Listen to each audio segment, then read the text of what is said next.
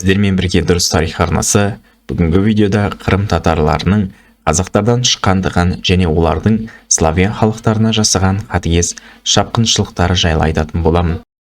Көптеген ғасырлар қатарынан Қырым татарлары славяндарға шабуыл жасап қолға түскендері мынандай топтарға бөлді. Бірінші топ – сұлу қыздар. Оларды шапқыншылыққа қатысқан жігіттер өзара бөліп алатын, жауынгерлер ондаған славян қыздарынан гарем ұстады. Артылғандарын Осман империясына сатып жіберетін. Екінші топ – түрі онша емес деп тапқан қыздар. Қолға түскен кейбір қыздар мен әйелдерді татарлар тартымсыз деп санап, оларды малай қылатын. Яғни Қырым татарлары мал шаруашылығымен айналысқандықтан, оларға бие, сиыр сауатын малайлар керек болды. Сондықтан онша емес деп тапқан қыздарды сонда жөнелтетін. Үшінші топ – еркектер. Қолға түскен еркектер құлдыққа айдалды. Қожайындарының әйелдері мен қыздарына қырындамас үшін кастрациядан өтетін. Одан кейін көбіне кеме соғу немесе ауыр құрылыстарға салынды. Төртінші топ – 60 жастан асқан адамдар. 60 жастан асқан шал кемпірлерді кішкентай балаларға тапсырды. Кішкентай балалар көбінесе жабылып, таспен ұрып өлтірді немесе теңіз көлдерге батырып кететін. Қырым татарлары кішкентай балалар адам өлтіріп машықтану керек деп санайтын. Сонда ер жеткенде ешнәрседен қаймықпайтын тәжірибелі жауынгер болып шықты. Бесінші топ – қолға түскен кішкентай балалар. Татарлар тұтқынға түскен славяндардың балаларын Осман империясына сатып жіберетін. Осман түріктері оларды казармаларға апарып, арнайы дайындықтан өткізіп, тәрбиелеп, янычар жасап, артынша тоқтаусыз соғыстарына аттандырды. Достар, егер сіздер YouTube-тан үйде отырып айына 1 миллионға дейін табыстауды қаласаңыздар, мен төменде қалдырған сілтемеге өтіп толық ақпарат біле аласыздар. Қырым мыңдаған жылдар бойы қазақтар үшін аса маңызды аумақ болды. Қазақтар күшейген сәтте міндетті түрде Қырымға ат басын тақайтын. Бұл жағдайлар біздің заманымыздан бұрын 8-ші ғасырда деректерде кездескен Қазақстан аумағын мекендеген көшпенді кемерлердің кезеңінде, Батыс Қазақстанды мекендеген сарматтардың кезеңінде, Қазақстан аумағынан шығып Европаға жол тартқан ғұндардың кезеңінде, Түркі хандығы мен Батыс Түркі хандығының кезеңінде және Батыс Қазақстанда мекендеген Хазар хандығының кезеңінде, кейіннен Қыпшақ хандығы мен Алтын Орданың кезеңінде де орын алып отырды. Көріп отырғандарыңыздай, 2000 жылдан астам уақыт бойы Қырымды Қазақстан аумағынан шыққан түркілер қайта-қайта жаулап алып отырды. Қазіргі Қырым татарларының ұлт болып қалыптасуы тікелей қазақтармен байланысты болды. 13-ші ғасырда шығыстағы қазақ тайпалары мен батысқа жылжыған Шыңғыс хан қыпшақтарды ығыстырды. Қашқан қыпшақтардың бір бөлігі Қырымға жасырынды. Бірақ қыпшақтардың ізіне түскен шығыстан келген қазақ тайпалары Қырымға да жетіп өздеріне қосып алды. Солайша көшіп барған қазақтар Қырым татарларының ұлтын қалыптастырды. Қырым татарларын қазақ даласынан көшіп барған әртүрлі кезеңдердегі Сақ, Сармат, ғұндардан бастап кейін барған наймандар, қыпшақтар, керейлер, арғындар құрады. Кейінірек Батыс Қазақстаннан барған ноғайлар да келіп қосылды. Осы аталғандардың арасында әсіресе керейлердің ықпалы жоғары болды. Керей басшылары мақұлдамайынша ешкім хан болып сайлана алмайтын. 15-ші ғасырда біріккен қазақ тайпалары жергілікті халықтарды өздеріне сіңіріп, Қырым хандығының негізін салды. Қырым хандығы тұсында молдаван, румын, поляк, украин, орыс халықтары көптеген апат шекті. Татарлардың славяндарға жасаған шапқыншылығы жайында ағылшын елшісі Джилс Флетчер мен француз кәсіби сарбазы Жака Маржерета айтарлықтай жазба деректер қалдырды. Татарлар бастапқыда шабуыл жасау көзделген аймаққа тыңшыларды жіберетін. Олар шекара мен ауылдарда қанша адам күзетіп тұрғанын, қандай қару-жарақтармен қаруланғандығын және аймақтағы халық саны жайында мәліметтер жинап келетін. Олар әрдайым жаңа тактика мен соғыс түрлерін ойлап табуға мәжбүр болды. Бізге татарлар қолданған кейбір соғыс тактикасы жайында мәліметтер жетті. Солардың бір қатарына келер болсақ, көшпенділер жорыққа 2-3 жылқы алып шығатын. Бос жылқыларға адам киімі кигізілген чучелаларды отырғызып, татарлардың бір бөлігі орыс қорғаушы әскерлеріне шабуыл жасап тайып тұратын. Ал орыстар чучелаларды адам деп ойлап қуып, ондаған километрге дейін ізіне түсіп ауып кеткенде, ауыл халқы қорғансыз қалды.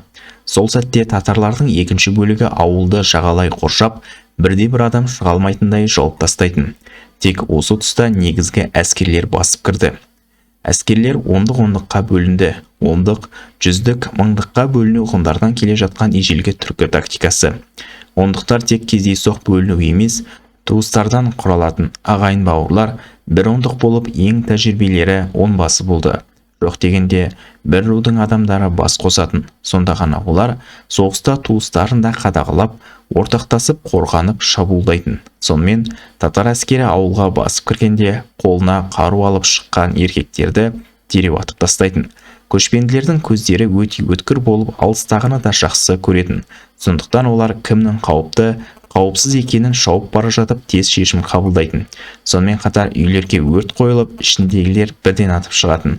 Сол мезетте адамдарға бірден арқандар тасталып, олар сілесіп түсетін. Көшпенділер арқан тастап адамды жұлып кетудің шебері болды. Олар тез және қауіпсіз түрде барынша көп адамды құлдыққа айдауға мүдделі болғандықтан ешкімді аямады. Славяндардың арасынан қандай күшті еркек болса да, бірі алдынан, бірі артынан арқан лақтырып өзіне тартып кеп қалғанда талып құлайтын. Сол сәтте аяқ қолын буып тиеп кететін. Ал әйелдер мен қыздар мүлдем сөз емес. Оларды қамшымен қағып түсірді. Шапқыншылыққа өте епті, күшті, шебер адамдар ғана алынды. Олар созбалақтап тұрмайды. Келген сәтте үйлерге өрт қойылды. Оттан қашып шыққандарды бірден еркек әйел шал кемпіріне қарамай арқан және қамшымен жайратып салып, қолын буып тартып кететін.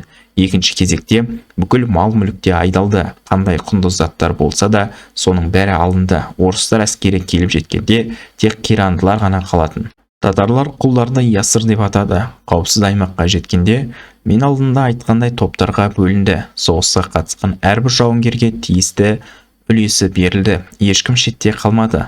Жас және әдемі қыздарды бөлісуде ешкімнің өкпесі болмау үшін жеребе тасталып шешілді. Үлкен әскермен шығып, олжаланған үлестердің 1/10 бөлігі ханға жіберілді. Құлдар мен күң болған славяндардың жағдайы өте ауыр болды. Олар көбіне Қырымдағы, Кафадағы құл базарларда сатылды. Кейде Бақшы сарай мен өзге де қалаларға тасымалданды. Татарлардан қалғаны Осман империясы мен өзге де таяу шығыс елдеріне жіберіліп жатты.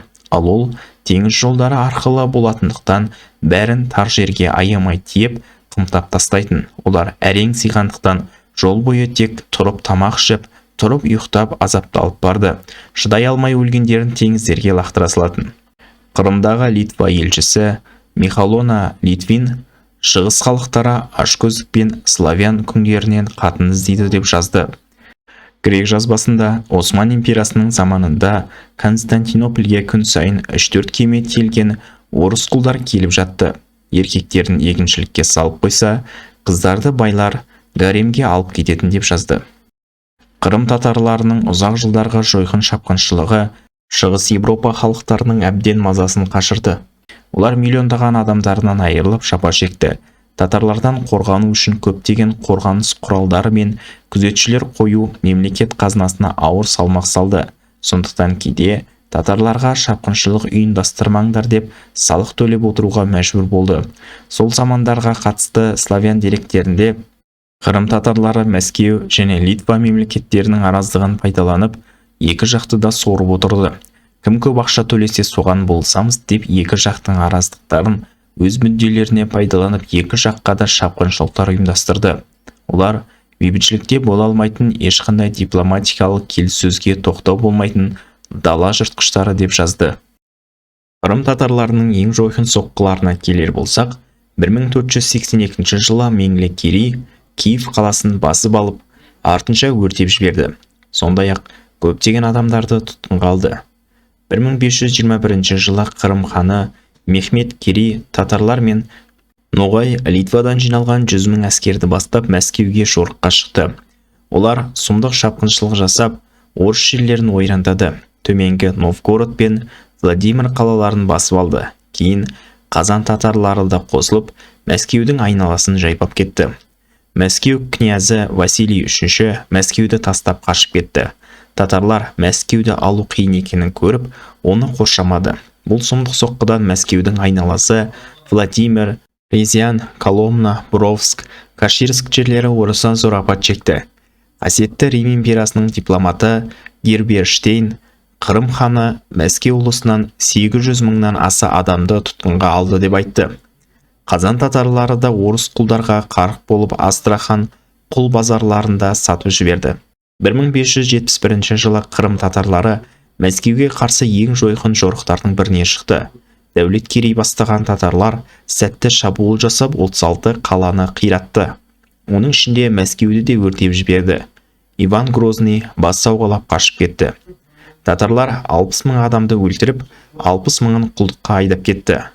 1577 жылы Қырым татарлары 35 мың адамды құлдыққа түсірді. Одан да бөлек татарлар тұрақты түрде ірі шапқыншылықтар жасап, славяндарға жүздеген жылдар бойы күн көрсетпеді. Видеоны ұнаса, достарыңызға таратуларыңызды өтінемін. Егер бұл видео 100 мың просмотр жинаса, мен қазақ хандығы тұсындағы қазақтардың көрші халықтарға жасаған шапқыншылықтары жайлы айтатын боламын.